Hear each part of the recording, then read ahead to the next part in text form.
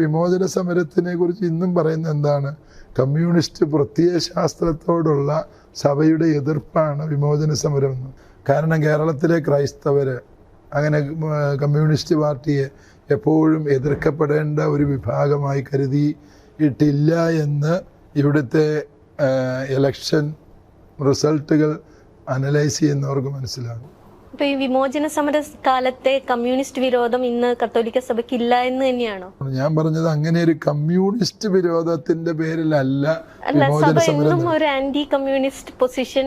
വിമോചന സമര കാലത്ത് മാത്രമല്ല, അതിനുശേഷവും ഒക്കെ ഒരു ആന്റി ലെഫ്റ്റ് പൊസിഷൻ സഭ എടുക്കാറുണ്ട്, വളരെ റീസെന്റ് വരെ. അതായത് ക്രിസ്ത്യൻ ഐഡിയോളജിയുമായിട്ട് കമ്മ്യൂണിസം ഒത്തുപോകാത്ത രണ്ട് മേഖലകളുണ്ട്.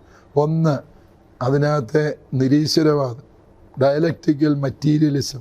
ആ ഐഡിയോളജി യഥാർത്ഥത്തിൽ ഇവിടെ പ്രശ്നമാണ്.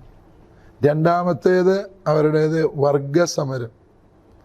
ഈ വർഗസമരം ഹേഗലിൻ്റെ ഫിലോസഫിയിൽ നിന്നാണല്ലോ അവരിത് രൂപം കൊടുത്തുകൊണ്ടുവരുന്നത്.